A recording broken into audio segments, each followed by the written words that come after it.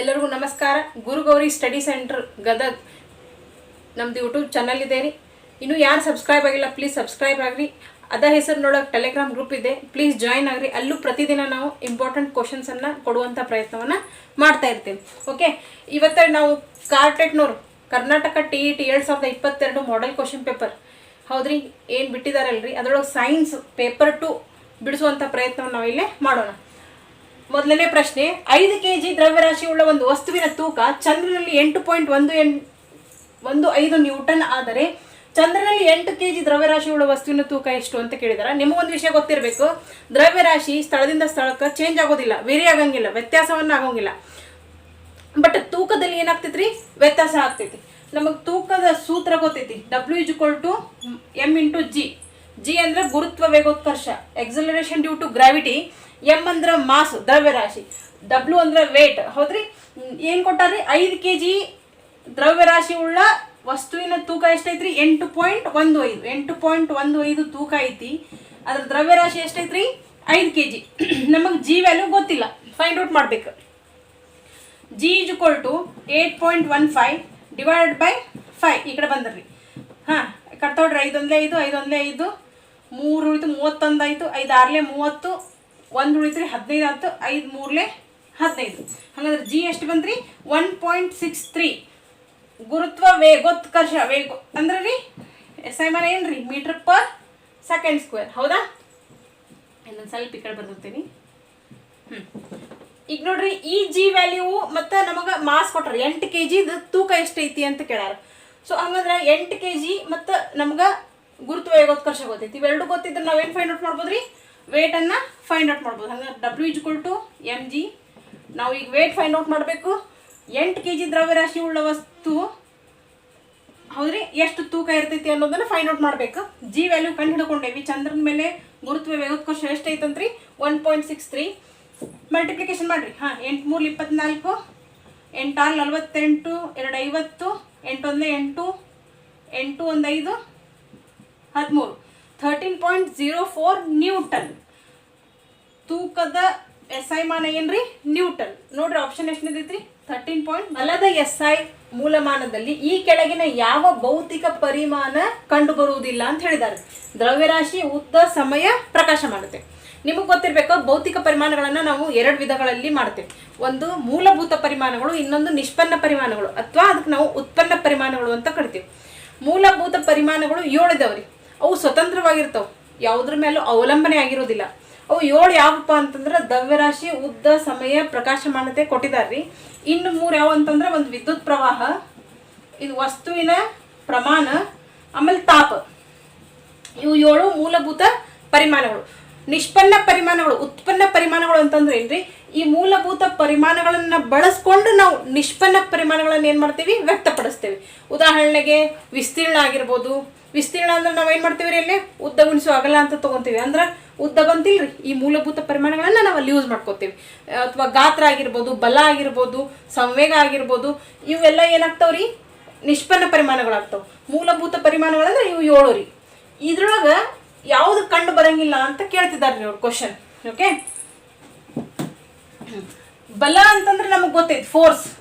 ಹೌದ್ರಿ, ತಳ್ಳುವುದು ಅಂತ ಅಥವಾ ಜಗ್ಗುವುದು, ತಳ್ಳುವುದು ಅಂತ ಇನ್ ಜನರಲ್ ಅರ್ಥ ಕೊಡ್ತೈತಿ. ಸೂತ್ರ ಏನೈತ್ರಿ, F = ma. ನ್ಯೂಟನ್ನ 2ನೇ ನಿಯಮ ಬರ್ತೈತಿ ಇಲ್ಲಿ. ಓಕೆ, ಹಾಂ. ಮಾಸ್ ಅಂತಂದ್ರೆ M ಅಂದ್ರೆ ದ್ರವ್ಯರಾಶಿ ರೀ. ಇದಂತರೂ ಬಂದ್ರಿ, ಕಂಡು ಬಂತು. ಇನ್ನು ಬಂದಿರೋದಿಲ್ಲಿ ಎಕ್ಸಲರೇಷನ್ ಅಂದ್ರೆ ವೇಗೋತ್ಕರ್ಷ. ಹೌದ್ರಿ, ಈ ವೇಗೋತ್ಕರ್ಷದ ಫಾರ್ಮುಲಾ ಏನೈತ್ರಿ, velocity divided by time. Velocity ಅಂದ್ರೆ ಏನು ಗೊತ್ತೈತ್ರಿ, ಡಿಸ್ಟೆನ್ಸ್ ಡಿವೈಡೆಡ್ ಬೈ ಟೈಮ್. ಹಾಗಾದ್ರೆ ಡಿಸ್ಟೆನ್ಸ್ ಅಂತಂದ್ರೆ ಏನೈತ್ರಿ, ಇಲ್ರಿ ಉದ್ದ ಬಂತು. ಇದು ಹಾಗಾದ್ರೆ ಯಾವ್ದು ಕಂಡು ಬರುವುದಿಲ್ಲ ಅಂತ ಕೇಳತ್ತಾರ. ದ್ರವ್ಯರಾಶಿ ಕಂಡು ಬಂತು, ಉದ್ದ ಕಂಡು ಬಂತು, T ಅಂದ್ರೆ ಸಮಯ ಕಂಡು ಬಂತು. ಹಾಗಾದ್ರೆ ಇಲ್ಲಿ ಯಾವ್ದು ಕಂಡು ಬಂದಿಲ್ರಿ, ಪ್ರಕಾಶಮಾನತೆ ಕಂಡು ಬಂದಿಲ್ಲ ರೀ. 3ನೇ ಪ್ರಶ್ನೆ, M1 ಮತ್ತು M2 ದ್ರವ್ಯರಾಶಿ ಉಳ್ಳ 2 ವಸ್ತುಗಳ ನಡುವಿನ ಅಂತರ D ಆದಾಗ ಈ ಕೆಳಗಿನ ಯಾವ ಹೇಳಿಕೆಯು ಅವುಗಳ ನಡುವಿನ ಆಕರ್ಷಣಾ ಬಲಕ್ಕೆ ತಕ್ಕಂತೆ ತಪ್ಪಾಗಿದೆ ಅಂತ ಕೊಟ್ಟಿದ್ದಾರೆ. ಇಲ್ಲಿ 4 ಆಪ್ಷನ್ ಕೊಟ್ಟಿದ್ದಾರೆ. F is directly proportional to M1 into M2. F is inversely proportional to 1/T². F is inversely proportional to M1 and M2. F is equal to G into M1 M2 divided by D² ಅಂತ ಕೊಟ್ಟಿದ್ದಾರೆ. ಇದು question ಗುರುತ್ವ ಅನ್ನುವಂಥ ಪಾಠದ ಮೇಲೆ ಬರ್ತೈತಿ. ವಿಶ್ವವ್ಯಾಪ್ತಿ ಗುರುತ್ವ ನಿಯಮ ಅನ್ನುವಂಥ ಕಾನ್ಸೆಪ್ಟ್ ಮೇಲೆ ಬರ್ತೈತಿ. ಯಾವ್ದ್ರಿ? ಭಾಳ ಇಂಪಾರ್ಟೆಂಟ್ ರೀ ಇದು. ವಿಶ್ವವ್ಯಾಪ್ತಿ ಗುರುತ್ವ ನಿಯಮ. ಈ ವಿಶ್ವವ್ಯಾಪ್ತಿ ಗುರುತ್ವ ನಿಯಮ ಅಂತ ತಿಳಿಸ್ಕೊಟ್ಟವರು ಸರ್ ಐಸಾಕ್ ನ್ಯೂಟನ್ ರೀ. ಮೊದಲ ಬಾರಿಗೆ ತಿಳಿಸ್ಕೊಟ್ಟವ್ರು ಯಾರ್ರಿ? Sir Isaac Newton. ಏನು ಹೇಳ್ತಿತ್ತಪ್ಪ ಇದು ನಿಯಮ ಅಂತಂದ್ರೆ, ವಿಶ್ವಕ್ಕೆ ಸಂಬಂಧಿಸಿದಂತಹ ನಿಯಮ ರೀ ಇದು. ವಿಶ್ವದೊಳಗೆ ಕಂಡು ಬರೋಂಥ ಯಾವುದೇ ಎರಡು ಕಾಯಗಳ ನಡುವಿನ ಫೋರ್ಸ್ ಆಫ್ ಅಟ್ರಾಕ್ಷನ್ ಬಲವು, ಇಲ್ಲೊಂದು ಕಾಯ ಐತಂತ ತಿಳ್ಕೊರಿ, ಇಲ್ಲೊಂದು ಕಾಯ ಅಂದ್ರೆ ವಸ್ತು, ಅವುಗಳ ಮಾಸ್ M1 and M2 ಆಗಿರಲಿ, ಇವುಗಳ ನಡುವೆ ಕಂಡು ಬರುವಂತಹ ಆಕರ್ಷಣಾ ಬಲವು, ಹೌದ್ರಿ, ಅವುಗಳ ದ್ರವ್ಯರಾಶಿಗಳ ಗುಣಲಬ್ಧಕ್ಕೆ ನೇರ ಅನುಪಾತದಲ್ಲಿರ್ತೈತಿ. ಮತ್ತು ಅವುಗಳ ನಡುವಿನ ಅಂತರ ಏನು ಡಿ ಐತಲ್ರಿ, ಹೌದ್ರಿ, ಸಾರಿ ಡಿ, ಅವುಗಳ ನಡುವಿನ ಅಂತರದ ವರ್ಗಕ್ಕೆ ವಿಲೋಮ ಅನುಪಾತದೊಳಗಿರ್ತೈತಿ. ಏನ್ರಿ? ವಿಶ್ವದಲ್ಲಿ ಕಂಡು ಬರುವಂತಹ ಯಾವುದೇ ಎರಡು ಕಾಯಗಳ ನಡುವಿನ ಆಕರ್ಷಣಾ ಬಲವು ಆ ಕಾಯಗಳ ದ್ರವ್ಯರಾಶಿಯ ಗುಣಲಬ್ಧಕ್ಕೆ ನೇರ ಅನುಪಾತದಲ್ಲಿರ್ತೈತಿ. ಮತ್ತು ಅವುಗಳ ನಡುವಿನ ಅಂತರದ ವರ್ಗಕ್ಕೆ ಏನಿರ್ತೈತ್ರಿ? ವಿಲೋಮ ಅನುಪಾತದೊಳಗಿರ್ತೈತಿ. ಇದನ್ನೆರಡು ಕಂಬೈನ್ ಮಾಡಿ ಬರೆದಾಗ ನಾವು ಎಫ್ ಈಸ್ ಇನ್ನು directly proportional to M1 and M2, F is inversely proportional to 1/d². ಹಾಗಾದ್ರೆ ಎಫ್ ಏನಾಗ್ತದೆ? Combine ಮಾಡಿಬಿಡಿದಾಗ M1 × M2 /d² ಆಗ್ತೈತೇನ್ರಿ. So ನಾವು ಇದು ಪ್ರಪೋರ್ಷನಲ್ನ ತೆಗಿಯಾಕ ನಾವು ಪ್ರಪೋರ್ಷನಾಲಿಟಿ ಕಾನ್ಸ್ಟೆಂಟ್ ಅಂದ್ರೆ ಸ್ಥಿರಾಂಕವನ್ನು ಬಳಸ್ತೀವ್ರಿ. ಅನುಪಾತೀಯ ಸ್ಥಿರಾಂಕ ಅಂತ ಕರಿತೀವಿ. ಅದನ್ನು ನಾವು ಜಿ ಬಳಸ್ಕೊಂಡು M1 × M2 /d² ಅಂತ ಮಾಡ್ತೀವಿ. ಈ ಜಿ ವ್ಯಾಲ್ಯೂ ಎಷ್ಟು ಐತಿರಪ್ಪ ಅಂತಂದ್ರೆ, ಜಿ ವ್ಯಾಲ್ಯೂ ಎಷ್ಟು ಐತಿ ಅಂತಂದ್ರೆ G = 6.67 × 10⁻⁻11 newton metre square per kg². Important ರೀ ಇದು, ಕೇಳಿದ್ರು ಕೇಳ್ಬೋದು ವ್ಯಾಲ್ಯೂ ಎಷ್ಟು ಅಂತ ಹೇಳಿ. 6.67 × 10⁻⁻11 newton metre square per kg². ಹೌದಾ? ಹಾಗಂದ್ರೆ ಇದರೊಳಗೆ ಯಾವುದು ತಪ್ಪಾಗೈತಿ ಅಂತ ಕೇಳಿದಾರ ನೋಡ್ರಿ. ಒಂದೇದಿದು M1 × M2 ಐತಿ, ಕರೆಕ್ಟ್ ಐತಿ. ಆಮೇಲೆ 1/d² ಕರೆಕ್ಟ್ ಐತಿ. ಇದು ತಪ್ಪೈತಿ. ಹೌದಾ? ಇನ್ವರ್ಸ್ಲಿ ಇರಂಗಿಲ್ಲ, ಡೈರೆಕ್ಟ್ಲಿ ಇರ್ತೈತಿ. ಹಾಗಾದ್ರೆ ಇಲ್ಲಿ ಯಾವ್ದು ಕರೆಕ್ಟ್ ಆನ್ಸರ್ ಆಗ್ತೈತ್ರಿ? ಎಫ್, ಮೂರನೇದು ಆಪ್ಷನ್ ತಪ್ಪಾಗೈತಿ. ಸೊ ಅದು ಏನಾಗ್ತೈತಿ? ಕರೆಕ್ಟ್ ಆಗ್ತೈತಿ. ಓಕೆ, ಏನು ಪ್ರಶ್ನೆ? ಅದಕ್ಕಿಂತ ಹೋಗೋಕ್ಕಿಂತ ಮುಂಚೆ ನೀವೆಲ್ಲರೂ ಇಂಗ್ಲೀಷ್ ಒಳಗೆ ಎಕ್ಸ್ಪ್ಲೇನ್ ಮಾಡಿರಿ ಅಂತ ಕೇಳ್ತಿದ್ದೀರಿ, ಇಂಗ್ಲೀಷ್ ಒಳಗೆ ಕ್ವಶನ್ಸ್ ಹಾಕ್ರಿ ಅಂತ ಕೇಳ್ತಿದ್ದೀರಿ. ಬಟ್ ನನ್ನ ಪ್ರಾಬ್ಲಮ್ಸ್ ನಾ ಹೇಳ್ಕೊಬಾರ್ದ್ರಿ. ಆದ್ರೂ ಇಂಗ್ಲೀಷ್ ಒಳಗೆ ಏನು ಎಕ್ಸ್ಪ್ಲೇನ್ ಮಾಡೋಕೆ ನಂಗೆ ತೊಂದರೆ ಇಲ್ಲ. ಬಟ್ ನಾ ಕ್ವಶನ್ ಏನರ ಅದನ್ನೂ ಇಂಗ್ಲೀಷ್ನಾಗ ಬರೆದ್ಬಿಟ್ನಂದ್ರೆ ನಾ ಎಲ್ಲಿ ಎಕ್ಸ್ಪ್ಲೇನ್ ಮಾಡಲಿ? ಹೌದಿಲ್ರಿ? ಸೊ ಇನ್ನೊಂದು ಸ್ವಲ್ಪ ದಿನ ರೀ, ಇನ್ನೊಂದು 15 days ಆಯ್ತು ಅಂತಂದ್ರೆ ನಾನು ಇಂಗ್ಲೀಷ್ ಒಳಗೂ ಏನು ಮಾಡ್ತೀನಿ, ವಿಡಿಯೋ ಮಾಡಿ ಹಾಕುವಂಥ ಪ್ರಯತ್ನವನ್ನು ಮಾಡ್ತೀನಿ. ಓಕೆ, ನೋಡಿ, ಸೋಡಿಯಂ ದೀಪದಲ್ಲಿ ಹೊಮ್ಮುವ ಬೆಳಕಿನ ಬಣ್ಣವನ್ನು ಗುರುತಿಸಿ. ಹಳದಿ, ನೀಲಿ, ಹಸಿರು, ಕೆಂಪು. ಇದು ಆಲ್ಮೋಸ್ಟ್ ನೀವೆಲ್ಲ ಹೇಳಿಬಿಡ್ತೀರಿ. ಸೋಡಿಯಂ ದೀಪ ಅಂತಂದ್ರೆ ಏನ್ರಿ? ಹಳದಿ. ಇದ್ರದ್ದು ವೇವ್ಲೆಂತ್ ಮೋಸ್ಟ್ಲಿ 580 ನ್ಯಾನೋಮೀಟರ್ ಇರ್ಬೇಕ್ರಿ. ಮುಂದಿನ ಪ್ರಶ್ನೆ, ಕಾಂತಕ್ಷೇತ್ರದ ಸಾಂದ್ರತೆಯನ್ನು ಅಳೆಯಲು ಈ ಕೆಳಗಿನ ಯಾವ ಸಾಧನವನ್ನು ಬಳಸಲಾಗುವುದು? ಕಾಂತಮಾಪಕ ಬಳಸ್ತಾರೋ, ಏನು ಪೈರೋಮೀಟರ್ ಬಳಸ್ತಾರೋ, ಹೈಡ್ರೋಮೀಟರ್ ಬಳಸ್ತಾರೋ, ಏನು ಫ್ಲಕ್ಸ್ ಮೀಟರ್ ಬಳಸ್ತಾರೋ ಅಂತ ಕೇಳಿದ್ದಾರೆ. ಹೌದಾ? ಕಾಂತಕ್ಷೇತ್ರದ ಸಾಂದ್ರತೆಯನ್ನು ಅಳೆಯೋಕೆ ಯಾವ ಸಾಧನವನ್ನು ಬಳಸ್ತಾರೋ ಇದನ್ನ 1833 ಕಾರ್ಲ್ ಫ್ರೆಡ್ರಿಕ್ ಗಾಸ್ ಅನ್ನುವಂಥವ್ರು. ಯಾರ್ರಿ? ಕಾರ್ಲ್ ಫ್ರೆಡ್ರಿಕ್ ಗಾಸ್ ಅನ್ನುವಂಥವ್ರು ಕಂಡುಹಿಡಿತಾರೆ. ಅವರು ಎರಡು ಸಾಧನಗಳನ್ನು ಕಂಡುಹಿಡಿತಾರೆ. ಒಂದು ಏನ್ರಿ? ಗಾಸ್ ಮೀಟರ್ ಕಂಡುಹಿಡಿತಾರ. ಒಂದು ಗಾಸ್ ಮೀಟರ್, ಇನ್ನೊಂದು ಮ್ಯಾಗ್ನೆಟೋಮೀಟರ್ ಅಥವಾ ಕಾಂತಮಾಪಕ ಅಂತ ಏನೋ ಅಂತ ಐತಲ್ರಿ ಕಾಣದ, ಅದನ್ನ ಕಂಡುಹಿಡಿತಾರೆ. ಹೌದ್ರಿ? ಇವೆರಡೂ ಸಾಧನಗಳನ್ನ ಕಂಡುಹಿಡಿತಾರೆ. ಈ ಗಾಸ್ ಮೀಟರ್ ಏನೈತಲ್ಲ, ಇದು ಹೆಚ್ಚಿನ ಕಾಂತಕ್ಷೇತ್ರದ ಸಾಂದ್ರತೆ ಹೆಚ್ಚಾಗಿದ್ರೆ ಗಾಸ್ ಮೀಟರ್ ಬಳಸ್ತಾರ್ರಿ. ಆಮೇಲೆ ಕಡಿಮೆ ಸಾಂದ್ರತೆ, ಕಾಂತಕ್ಷೇತ್ರದ ಸಾಂದ್ರತೆ ಕಡಿಮೆ ಇದ್ರೆ ಅವಾಗ ಕಾಂತಮಾಪಕ ಬಳಸ್ತಾರೆ. ಮತ್ತು ಈ ಕಾಂತಮಾಪಕದೊಳಗೆ ಮತ್ತೆ 2 ಟೈಪ್ ಅದಾವ್ರಿ. ಒಂದು ಸ್ಕೇಲಾರ್ ಮ್ಯಾಗ್ನೆಟೋಮೀಟರ್, ಒಂದು ವೆಕ್ಟರ್ ಮ್ಯಾಗ್ನೆಟೋಮೀಟರ್ ಅಂತ ಹೇಳಿ. ವೆಕ್ಟರ್ ಮ್ಯಾಗ್ನೆಟೋಮೀಟರ್ ಇವೆಲ್ಲ ಹೈಯರ್ ಸ್ಟಡೀಸ್ ಇದಾವ್ರಿ. ಓಕೆ, ಹಾಗಾದ್ರೆ ಆನ್ಸರ್ ಯಾವ್ದ್ರಿ? ಇಲ್ಲೇ ಕಾಂತಕ್ಷೇತ್ರದ ಸಾಂದ್ರತೆಯನ್ನು ಅಳೆಯಕ ಬಳಸುವಂಥ ಸಾಧನ ಕಾಂತಮಾಪಕ. ಓಕೆ, ಬಟ್ ಇವು ಮೂರೂ ತಿಳ್ಕೊಳ್ಳುವಂತಹ ಪ್ರಯತ್ನವನ್ನು ಮಾಡ್ರಿ. ಪೈರೋಮೀಟರ್ ಎದಕ್ಕೆ ಬಳಸ್ತಾರಂದ್ರೆ ಅತಿ ಹೆಚ್ಚಿನ ಉಷ್ಣತೆಯನ್ನು ಅಳತೆ ಮಾಡಕ್ಕೆ ಬಳಸ್ತಾರೆ. ಹೈಡ್ರೋಮೀಟರು ಇದು ದ್ರವಗಳ ಸಾಂದ್ರತೆಯನ್ನು ಅಳತೆ ಮಾಡಕ್ಕೆ ಬಳಸ್ತಾರೆ. ಇನ್ನು ಫ್ಲಕ್ಸ್ ಮೀಟರು ಮ್ಯಾಗ್ನೆಟಿಕ್ ಫ್ಲಕ್ಸ್ ಅನ್ನು ಅಳತೆ ಮಾಡಕ್ಕೆ ಬಳಸ್ತಾರೆ. ಪ್ರಶ್ನೆ, ಅನಂತದಲ್ಲಿರುವ ಒಂದು ವಸ್ತುವನ್ನು ಪೀನ ಮಸೂರದ ಮುಂದಿರಿಸಿದಾಗ ಅದರ ಪ್ರತಿಬಿಂಬ ಉಂಟಾಗುವಂತಹ ಸ್ಥಾನವನ್ನು ಗುರುತಿಸಿ ಅಂತ ಕೇಳಿದಾರ್ರಿ. ಎಫ್ನಲ್ಲಿ ಉಂಟಾಗ್ತಿತ್ತು ಏನು ಎಫ್ ಮತ್ತು ಸಿ ನಡುಬರ್ಕ ಉಂಟಾಗ್ತಿತ್ತು, ಏನು ಸಿ ಯ ಮುಂದೆ ಉಂಟಾಗ್ತಿತ್ತು, ಏನು ಸಿ ಯಲ್ಲಿ ಉಂಟಾಗ್ತಿತ್ತು ಅಂತ ಕೇಳಿದಾರೆ. ಹೌದಾ? ಅನಂತದಲ್ಲಿರುವಂತಹ ಒಂದು ವಸ್ತುವನ್ನ ಪೀನ ಮಸೂರ ಹೇಳಿದಾರ್ರಿ. ಪೀನ ಮಸೂರ, ಹೌದ್ರಿ? ಪೀನ ಮಸೂರ ರೀ ಇದು. ಪೀನ ಮಸೂರದ ಮುಂದಿರಿಸಿದಾಗ ಅನಂತದೊಳಗೆ ಐತ್ರಿ ವಸ್ತು, ಎಲ್ಲೈತೋ ಗೊತ್ತಿಲ್ಲ ನಮಗೆ, ಅನಂತ ದೂರದೊಳಗೆ ಐತ್ರಿ. ಹೌದ್ರಿ? ಸೊ ಇದು F1 ಆಗ್ತೈತಿ, ಇದು 2F1, ಇದು F2, ಇದು 2F2. ಹೌದ್ರಿ? ಅನಂತದಲ್ಲಿರುವಂತಹ ವಸ್ತುವಿನಿಂದ ಪ್ರತಿಫಲಿಸಿರುವಂತಹ ಕಿರಣಗಳು ಏನಾಗಿರ್ತಾವ್ರಿ? ಸಮಾಂತರವಾಗಿ ಬರ್ತಾವು. ಹೌದ್ರಿ? ಆ ಸಮಾಂತರವಾಗಿ ಬಂದಂತಹ ಬೆಳಕಿನ ಕಿರಣಗಳು ಏನ್ ಮಾಡ್ತಾವ್ರಿ? ಈ ಪೀನ ಮಸೂರಕ್ಕೆ ಬಡದು ಎಲ್ಲಿ ಸಂಧಿಸ್ತಾವ್ರಿ? ಅವು ಎಫ್ನಲ್ಲಿ ಸಂಧಿಸ್ತಾವು. ಎಲ್ಲಿ ಸಂಧಿಸ್ತಾವ್ರಿ? ಎಫ್ನಲ್ಲಿ ಸಂಧಿಸ್ತಾವು. ಹಂಗಂದ್ರೆ ನಮ್ಮ ಪ್ರತಿಬಿಂಬ ಎಲ್ಲೇ ಉಂಟಾತ ಹೇಳ್ರಿ? ಈಗ ಎಲ್ಲಿ ಉಂಟಾಯಿತು? F2 ಅಂದ್ರೆ ಎಫ್ನಲ್ಲಿ ಕೊಟ್ಟಿರೋಂಥ ಆಪ್ಷನ್ ಒಳಗಂದ್ರೆ ಆ್ಯಕ್ಚುಲಿ F2 ಅನ್ಬೇಕು. ಎಲ್ಲಿ ಉಂಟಾಯಿತು ಅಂತಂದ್ರೆ ಎಫ್ನಲ್ಲಿ ಉಂಟಾಯಿತು. ಸ್ಥಾನ ಗೊತ್ತಾಯ್ತು ನಮಗೆ, ಎಲ್ಲೇ ಉಂಟಾಯಿತು ಪ್ರತಿಬಿಂಬದ ಸ್ಥಾನ ಎಲ್ಲಿ? ಎಫ್ನಲ್ಲಿ. ಅದರದ್ದು ಗಾತ್ರ ರೀ, ಪ್ರತಿಬಿಂಬದ ಗಾತ್ರ, ಪ್ರತಿಬಿಂಬದ ಸ್ಥಾನ, ಪ್ರತಿಬಿಂಬದ ಗಾತ್ರ ಅತಿ ಚಿಕ್ಕದು ಅಂತ ಹೇಳಬೇಕು. ಏನ್ರಿ? ಅತಿ ಚಿಕ್ಕದು.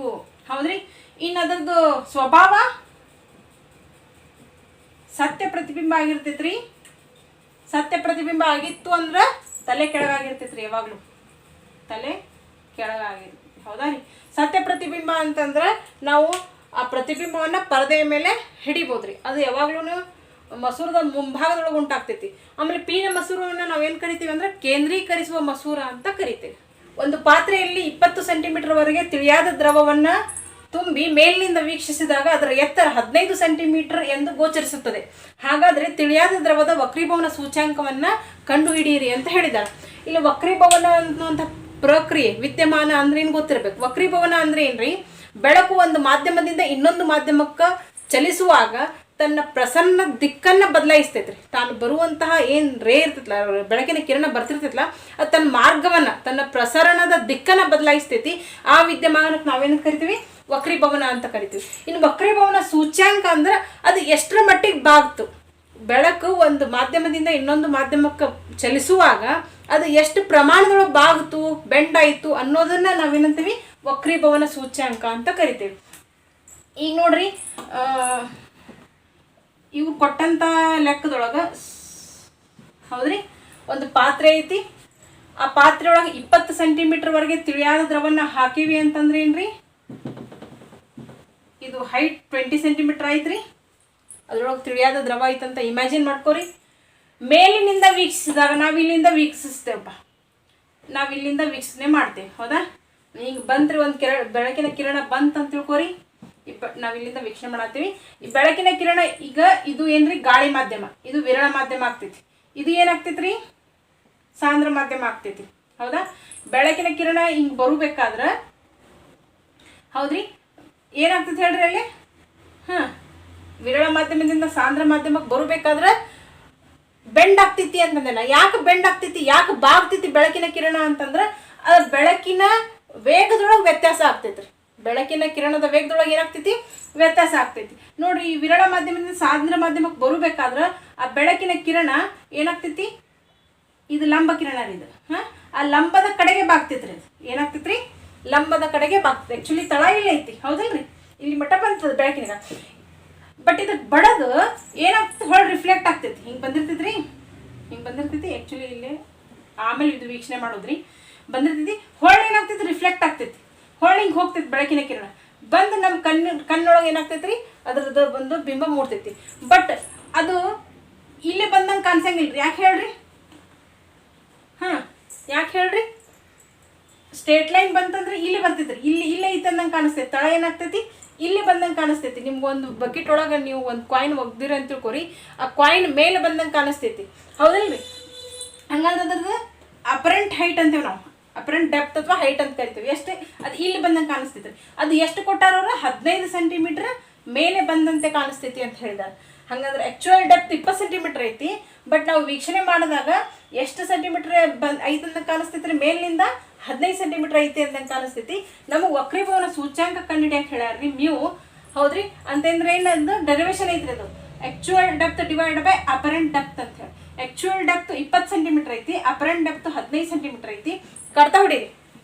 5 3 15, 5 4 20, 3 1 1 ಉಳಿತ್ರಿ. ಪಾಯಿಂಟ್ ಕೊಟ್ಟರೆ 10 ಆಯ್ತು, 3 3 9 ಮತ್ತು 1 ಉಳಿತು, 3 3 9. ಹಂಗಾರೆ 1.33.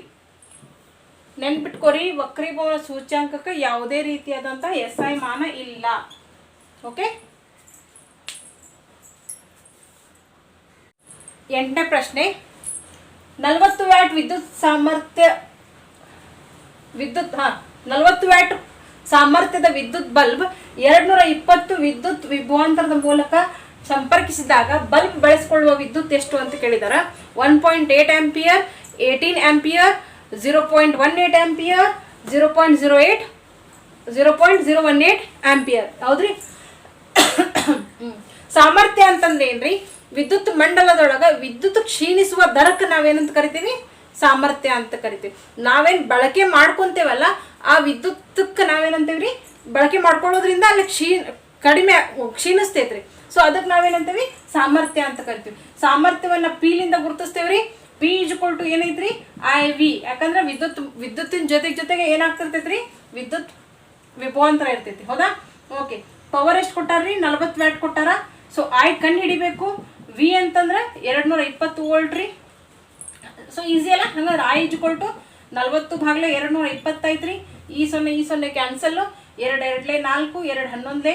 ಸೊ 2 ಭಾಗಲೆ 11 ಆಯ್ತು. 11 1 11, 0.20 ಐತ್ರಿ. 11 1 11, 20 11 9 ಉಳಿತು. 90 ಆಯ್ತು. 11 8 88 ರೀ. 2 ಉಳಿತು. ಸಾಕು ಬಿಡ್ರಿ, ಇಷ್ಟು ಬಂದ್ಬಿಡ್ತಲ್ಲ ಆನ್ಸರ್. 0.18 ಆಂಪಿಯರ್. 9ನೇ ಪ್ರಶ್ನೆ, ಈ ಕೆಳಗಿನ ಮಿಶ್ರಲೋಹಗಳಲ್ಲಿ ಒಂದು ಮಿಶ್ರಲೋಹ ಅಲೋಹವನ್ನು ತನ್ನ ಒಂದು ಘಟಕವಾಗಿ ಹೊಂದಿರುತ್ತದೆ ಅಂತ ಕೇಳಿದಾರೆ. ಇಲ್ಲೇ 4 ಮಿಶ್ರಲೋಹಗಳನ್ನು ಕೊಟ್ಟಿದಾರ್ರಿ. ಆ ಮಿಶ್ರಲೋಹದೊಳಗೆ ಇವುಗಳ ಘಟಕದೊಳಗೆ ಯಾವುದು ಒಂದು ಮಿಶ್ರಲೋಹ ಅಲೋಹವನ್ನು ಹೊಂದೈತಿ ಅಂತ ಹೇಳಿದಾರೆ. ಮಿಶ್ರಲೋಹಗಳು ಅಂದ್ರೆ ಅಲೈ ಗೊತ್ತಿರ್ಬೇಕು ನಿಮಗೆ. ಅಲೋಹ ಮತ್ತು ಲೋಹಗಳನ್ನು ಒಂದು ಪ್ರಮಾಣದೊಳಗೆ ಬೆರಿಕೆ ಮಾಡೋದ್ರ ಮೂಲಕ, ಮಿಶ್ರಣ ಮಾಡೋದ್ರ ಮೂಲಕ ಮಿಶ್ರಲೋಹಗಳನ್ನು ನಾವು ತಯಾರಿಸ್ತೇವೆ. ಈ ಹಿತ್ತಾಳೆ ಅನ್ನುವಂಥದ್ದೊಂದು ಮಿಶ್ರಲೋಹ, ಕಂಚು, ಬೆಸುಗೆ, ಕಲರಹಿತ ಉಕ್ಕು ಅನ್ನುವಂಥ ಮಿಶ್ರಲೋಹಗಳನ್ನು ಕೊಟ್ಟಿದ್ದಾರೆ. ಇದ್ರೊಳಗೆ ಯಾವುದ್ರೊಳಗೆ ನಾವು ಅಲೋಹವನ್ನು ಬಳಸೇವಿ ಅಂತ ಕೇಳತ್ತಾರ ಅವರು. ಹೌದಾ? ನಿಮ್ಗೆ ಇಲ್ಲೊಂದು ಗೊತ್ತಿರಬೇಕು. ಏನಪ್ಪ ಅಂತಂದ್ರೆ ಕಂಚಿನ ತಾತ ಹಿತ್ತಲಲ್ಲಿ ಸತ್ತ. ಎಲ್ಲಿ ಸತ್ತಾನೇವ? ಹಿತ್ತಲಲ್ಲಿ ಸತ್ತ. ಹಂಗಂದ್ರೆ ಏನ್ರಿ? ಕಂಚು ಅಂದ್ರೆ ಕಂಚು. ತಾತ ಅಂದ್ರೆ ಏನ್ರಿ? ತಾಮ್ರ ಮತ್ತು ತವರ ಅಂದಂಗ್ರಿ. ತಾಮ್ರ ಮತ್ತು ತವರ ಈಗ ಭಾಳ ಕನ್ಫ್ಯೂಷನ್ ಆಗ್ತಾವಲ್ಲ. ಸೊ ಅದಕ್ಕೊಂದು ಏನೋ ಒಂದು ಬಳಕೆ ಮಾಡೋಣ. ಹಿತ್ತಲಲ್ಲಿ ಸತ್ತ ಅಂದ್ರೆ ಸತ್ತು ಮತ್ತು ತಾಮ್ರ ರೀ. ಇದು ಮೊನ್ನೆ ಎಕ್ಸಾಮಿಗೆ ಬಂದಿತ್ತು ನೋಡ್ರಿ. ಇದು GPST ಎಕ್ಸಾಮಿಗೆ ಇಷ್ಟು ಬರೆದ್ಬಿಟ್ರೆ ನಿಮಗೆ ಮಾರ್ಕ್ಸ್ 2 ಮಾರ್ಕ್ಸ್ ಬರ್ತಿತ್ತು ರೀ. ಬೆಸುಗೆ ಅಂದ್ರೆ ಸೋಲ್ಡರ್ನೊಳಗೆ ಸೀಸ ಮತ್ತು ತವರ. ಇನ್ನು ಕಲರಹಿತ ಉಕ್ಕು ಅಂದ್ರೆ ಸ್ಟೀಲ್. ಇದ್ರೊಳಗೆ ನಾವು ಕಬ್ಬಿಣ ಬಳಸ್ತೀವಿ, ನಿಕ್ಕಲ್ ಬಳಸ್ತೀವಿ, ಆಮೇಲೆ ಕ್ರೋಮಿಯಂ ಬಳಸ್ತೀವಿ, ಸ್ವಲ್ಪ ಪ್ರಮಾಣದೊಳಗೆ ಕಾರ್ಬನ್ ಬಳಸ್ತೀವಿ. ಸ್ವಲ್ಪ ಪ್ರಮಾಣದೊಳಗೆ ಏನು ಮಾಡ್ತೀವಿ? ಕಾರ್ಬನ್ ಬಳಸ್ತೀವಿ. ಕಾರ್ಬನ್ ಯಾಕೆ ಬಳಸ್ತೀವಿ ಅಂತಂದ್ರೆ ಹಾರ್ಡ್ನೆಸ್ಸಿನ ಸಂಬಂಧ ನಾವು ಏನು ಮಾಡ್ತೀವಿ? ಕಾರ್ಬನ್ ಬಳಸ್ತೀವಿ. ಹಾಗಾದ್ರೆ ಹೇಳ್ರಿ, ಸತು, ತಾಮ್ರ, ತವರ, ಸೀಸ, ಕಬ್ಬಿಣ, ನಿಕ್ಕಲ್, ಕ್ರೋಮಿಯಂ. ಇವೆಲ್ಲ ಏನ್ರಿ? ಇವು ಲೋಹಗಳು. ಕಾರ್ಬನ್ ಒಂದು ಏನ್ರಿ? ಅಲೋಹ. ಹಾಗಂದ್ರೆ ಆನ್ಸರ್ ಯಾವ್ದಾಗ್ತೈತ್ರಿ? ಇಲ್ಲಿ ಸ್ಟೀಲ್, ಕಲರಹಿತ ಉಕ್ಕು ಆಗ್ತೈತಿ. 130ನೇ ಪ್ರಶ್ನೆ ಅಥವಾ 10ನೇ ಪ್ರಶ್ನೆ, ಹೊಳಪಿನ ಗುಣವುಳ್ಳ ಅಲೋಹ ಯಾವುದು ಕೇಳಾರ? Sodium, potassium, iodine, calcium. ಹೌದ್ರಿ. ಇಲ್ಲಿ ಸೋಡಿಯಂ, ಪೊಟ್ಯಾಷಿಯಂ ಮತ್ತು ಕ್ಯಾಲ್ಸಿಯಂ ಏನ್ರಿ? ಇವು ಲೋಹಗಳು ರೀ. ಇವು ಅಲೋಹ ಇರೋದ ಒಂದು ಐತ್ರಿ ಅಯೋಡಿನ್. ಅದು ಹೊಳಪುಳ್ಳಂತಹ ಗುಣವನ್ನು ಹೊಂದೈತಿ. ಸೊ ಆನ್ಸರ್ ಯಾವ್ದಾಗ್ತೈತಿ? ಅಯೋಡಿನ್. ನೆಕ್ಸ್ಟ್, ಲೋಹಗಳು ಸಾರರಿಕ್ತ ಆಮ್ಲದೊಂದಿಗೆ ವರ್ತಿಸಿದಾಗ ಉತ್ಪತ್ತಿಯಾಗುವ ಅನಿಲ ಅಂತ ಕೇಳಿದಾರೆ. ಲೋಹಗಳು ರೀ ಆಮ್ಲದೊಂದಿಗೆ ವರ್ತಿಸಿ ಏನ್ ಬಿಡುಗಡೆ ಮಾಡ್ತಾವ್ರಿ? ಲವಣ ಮತ್ತು ಹೈಡ್ರೋಜನ್ ಅನಿಲವನ್ನ ಬಿಡುಗಡೆ ಮಾಡ್ತಾವ್ರಿ. ಏನ್ ಮಾಡ್ತಾವ್ರಿ? ಲವಣ ಮತ್ತು ಹೈಡ್ರೋಜನ್ ಅನಿಲವನ್ನ ಬಿಡುಗಡೆ ಮಾಡ್ತಾವ. ಫಾರ್ ಎಕ್ಸಾಂಪಲ್, ನೀವು ಜಡ್ಡೆನ್ ತಗೋರಿ, ಸತುವನ್ನು ತಗೋರಿ, ಅದನ್ನ H2SO4 ನೊಂದಿಗೆ ವರ್ತಿಸುವಂತೆ ಮಾಡಿದಾಗ ಅಲ್ಲಿ ನಮಗೆ ಲವಣ ಯಾವ್ದು ಉಂಟಾಗ್ತೈತ್ರಿ? ಸತುವಿನ ಸಲ್ಫೇಟ್ ಉಂಟಾಗ್ತೈತಿ. ಜಡ್ಡನ್ SO4 ಉಂಟಾಗ್ತೈತಿ. ಅದ್ರ ಜೊತೆಗೆ ಏನಾಗ್ತೈತಿ? ಹೈಡ್ರೋಜನ್ ಅನಿಲ ಉಂಟಾಗ್ತೈತಿ. ಹೌದಾ ರೀ? ಇದು ಹೈಡ್ರೋಜನ್ ಅನಿಲ ಹೌದು ಅಲ್ಲೋ ಅನ್ನೋದನ್ನ ಹೆಂಗೆ ಕನ್ಫರ್ಮ್ ಮಾಡ್ತಾರ ಅಂತ, ಹೆಂಗೆ ಖಾತ್ರಿ ಪಡಿಸ್ಕೋತಾರ ಅಂತಂದ್ರೆ, ಈ ಹೈಡ್ರೋಜನ್ ಅನಿಲವನ್ನ ಏನ್ ಮಾಡ್ತಾರ್ರಿ? ಒಂದು ಕೊಳವೆ ಮುಖಾಂತರ ಸಾಬೂನಿನ ದ್ರಾವಣದೊಳಗ ಏನ್ ಮಾಡ್ತಾರ? ಹಾಯಿಸ್ತಾರ. ಅವಾಗಲ್ಲೇ ಏನ್ರಿ ಹೈಡ್ರೋಜನ್ ಗುಳ್ಳೆಗಳು ಉಂಟಾಗ್ತಾವ, ಬಬಲ್ಸ್ ಉಂಟಾಗ್ತಾವ. ಸೊ ಇಲ್ಲಿ ಮೇನ್ ಆಫ್ ದ ಬತ್ತಿಯನ್ನು ನಾವು ಅದ್ರ ಸಮೀಪಕ್ಕೆ ತಂದಾಗ ಅದೇನು ಉಂಟು ಮಾಡ್ತೈತ್ರಿ, ಪಾಪ್ ಅನ್ನುವಂಥ ಸೌಂಡನ್ನು ಉಂಟು ಮಾಡ್ತೈತಿ. ಇದರಿಂದ ಅದು ಹೈಡ್ರೋಜನ್ ಅನಿಲ ಅನ್ನೋದು ನಮಗೇನಾಗ್ತೈತಿ, ಕನ್ಫರ್ಮ್ ಆಗ್ತೈತಿ. ಹಾಗಾದ್ರೆ ಲೋಹಗಳು ಸಾರರಿಕ್ತ ಆಮ್ಲದೊಂದಿಗೆ ವರ್ತಿಸಿದಾಗ ಏನು ಉಂಟಾಗ್ತೈತ್ರಿ, ಯಾವ ಅನಿಲ ಉಂಟಾಗ್ತೈತಿ, ಬಿಡುಗಡೆ ಆಗುವಂಥ ಅನಿಲ ಯಾವ್ದ್ರಿ, ಹೈಡ್ರೋಜನ್. HNO3 ನೈಟ್ರಿಕ್ ಆಮ್ಲದ ಅನುರಾಶಿ ಎಷ್ಟು ಕೇಳಿದಾರ್ರಿ, 63U, 53U, 73U, 60U ಅಂತ ಕೇಳಿದಾರೆ. ಈಸಿ ರೀ ಇದು ಕಂಡಿಡಿದು. ಹೈಡ್ರೋಜನ್ನಿಂದ ರಾಶಿ ಎಷ್ಟೈತ್ರಿ, 1. ನೈಟ್ರೋಜನ್ನಿಂದ ಎಷ್ಟೈತ್ರಿ, 14. ಆಕ್ಸಿಜನ್ನಿಂದ ಎಷ್ಟೈತಿ, 16 ಐತಿ. ಬಟ್ ಇಲ್ಲಿ ಎಷ್ಟು ಅದಾವ್ರಿ ಪರಮಾಣುಗಳು, 3 ಅದಾವು. ಸೊ 3 ಗುಂಡ್ಲೆ 16, ಹೌದಾ. 1 + 14 + 16 3 48 ಕೂಡಿಸ್ರಿ, ಅನುರಾಶಿ ಅಂತ ಬರೀರೆ. 48 58 58 62 1 63U. ಇದು ಏನ್ರಿ, ಯು ಅಂದ್ರೆ ಏನ್ರಿ, ಏಕೀಕೃತ ರಾಶಿ, ಯೂನಿಟ್ ಮಾಸ್. ಮೊದಲಾಗ AMU ಬಳಸ್ತಿದ್ರು, ಇತ್ತೀಚೆಗೆ ಏನು ಮಾಡತ್ತಾರ, ಯು ಅಂತ ಬಳಸ್ತಿದಾರೆ. ಯು ಅಂದ್ರೆ ಯೂನಿಟ್ ಮಾಸ್, ಏಕೀಕೃತ ರಾಶಿ ಅಂತ ಕರಿತೀವಿ. ಆಪ್ಷನ್ ಎಷ್ಟ್ರಿ, 1ನೇದು ಪ್ರಶ್ನೆ ನೋಡ್ರಿ. ಆಧುನಿಕ ನಾನ್ ಸ್ಟಿಕ್ ಕುಕ್ವೇರ್ ಮತ್ತು ವಿದ್ಯುತ್ ಇಸ್ತ್ರಿ ಪೆಟ್ಟಿಗೆಯ ಸಮತಟ್ಟಾದ ಭಾಗದಲ್ಲಿ ಲೇಪನ ಮಾಡಿರುವ ಪಾಲಿಮರ್ ಯಾವ್ದು ಕೇಳಿದಾರ್ರಿ, PVC, ರೇಯಾನ್, ಟೆಫ್ಲಾನ್, ಪಾಲಿಸ್ಟರ್ ಕೇಳಿದಾರೆ. ಹೌದ್ರಿ. ಯಾವ್ದು ಬಳಸ್ತಾರಂತ ನಿಮ್ಗೆ ಗೊತ್ತೈತಿ. ಕುಕ್ಕರ್ಗಳಲ್ಲಿ ಏನು ಮಾಡ್ತಾರ, ಹ್ಯಾಂಡಲ್ಗಳನ್ನಾಗಿ ಟೆಫ್ಲಾನ್ಗಳನ್ನು ಯೂಸ್ ಮಾಡ್ತಾರ. ಇದು PT, ಪಾಲಿಟೆಟ್ರಾ ಫ್ಲೋರೋ FE ಇಥಿಲೀನ್ ರೀ. ಹಿಂಗೂ ಕೊಡ್ಬೋದ್ರಿ ಎಕ್ಸಾಮ್ನಾಗ, ಪಾಲಿಟೆಟ್ರಾ ಫ್ಲೋರೋ ಇಥಿಲೀನ್ ಅಂತಲೂ ಕೊಡ್ಬೋದು. ಇದು ಯಾಕೆ ಬಳಸ್ತಾರ ಅಂತಂದ್ರೆ ಇದು ಹೈ ಟೆಂಪ್ರೇಚರ್ ರೆಸಿಸ್ಟೆನ್ಸ್ ಹೊಂದೈತ್ರಿ, ಅಂದ್ರೆ ಅತಿ ಹೆಚ್ಚಿನ ಶಾಖವನ್ನು ತಡೆದುಕೊಳ್ಳುವಂತಹ ಒಂದು ಗುಣವನ್ನು ಹೊಂದೈತ್ರಿ, ಹೌದಾ. ಆಮೇಲೆ ಇದಕ್ಕೆ ಹೈ ಟೆಂಪ್ರೇಚರ್ ರೆಸಿಸ್ಟೆನ್ಸ್ ಒಂದು ಹೊಂದೈತಿ. ಆಮೇಲೆ ಕೆಮಿಕಲಿ ಇನರ್ಟ್ ರೀ ಇದು ಕೆಮಿಕಲಿ ಏನಾಗ್ತೈತಿ, ಇನರ್ಟ್ ಅಂದ್ರೆ ರಾಸಾಯನಿಕವಾಗಿ ನಿಷ್ಕ್ರಿಯವಾದಂತಹ ಒಂದು ಗುಣವನ್ನು ಹೊಂದೈತಿ.